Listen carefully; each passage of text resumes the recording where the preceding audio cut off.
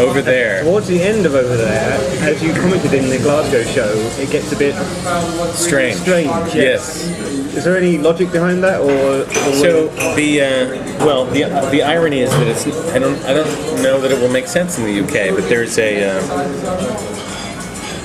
no. The answer is no. There is no logic behind it.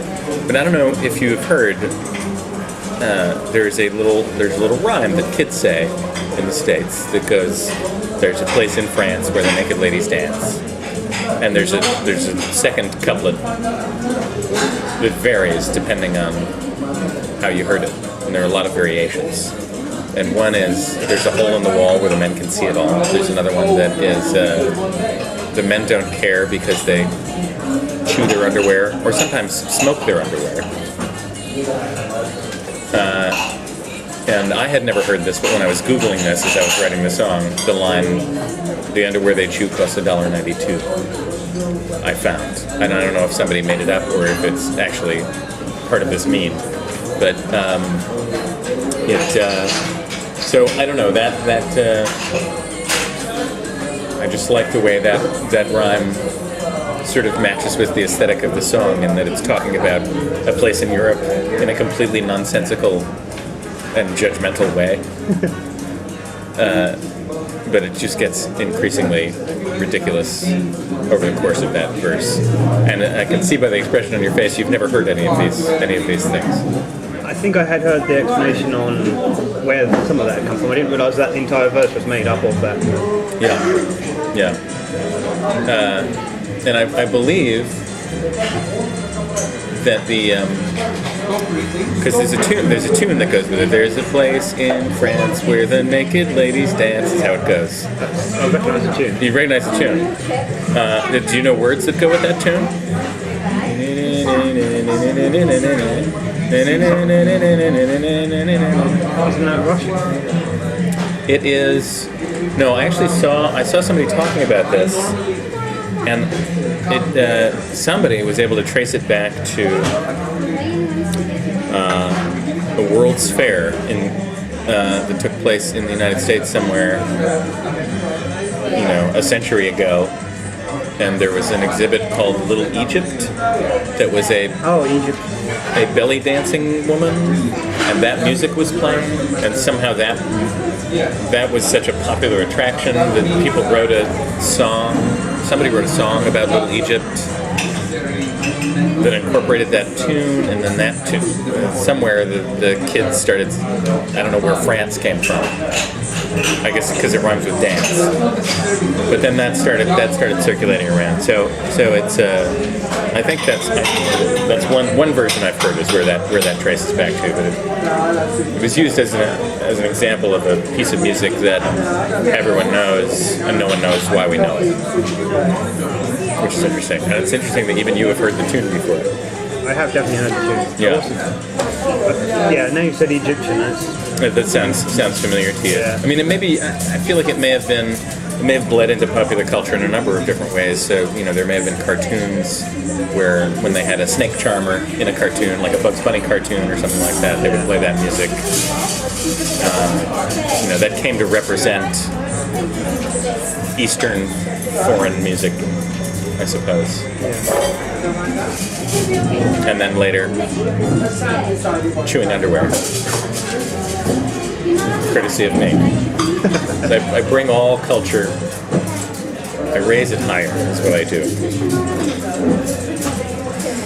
Do you have a particular type of song that you like writing, like geeky or slow and deeply? It depends on what mood I'm in. I mean, I like writing them all. I like the process of writing.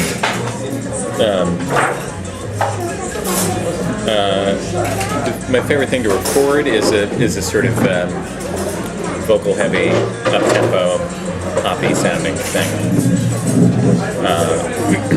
Did you write a song for the Eurovision Song Contest? For what? The Eurovision Song Contest. Yeah. You don't need to be from Europe to be the writer about it.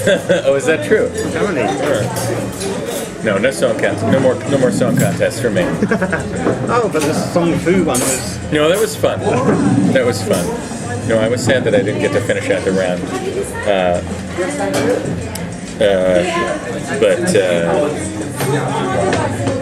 Yeah. No, I don't want to do a songwriting contest. What are you gonna get? What are you gonna get out of that?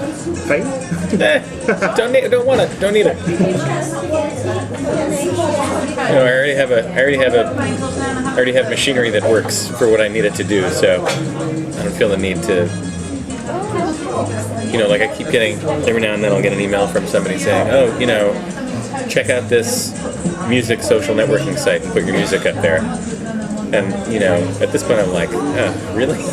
Like it's first of all, somebody's probably already done it. Somebody's already put my music up there, I can almost guarantee. Yeah. And second of all, like I can't keep track of all these things, Because, I have Facebook and MySpace and I don't use either one of them.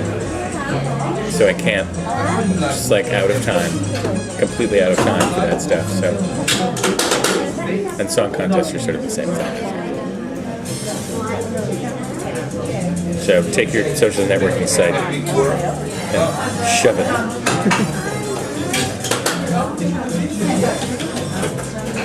Are you ever likely to go back to writing songs on a regular basis, or is that something that's in the past? Certainly, I don't know that I'll ever be able to do a weekly song again. Really, I'd like to get to a place where I can write on a regular basis without having a deadline, because I don't like having a deadline. It sort of makes me uncomfortable to have a deadline, and I hate to be a person who only writes songs when he has a deadline.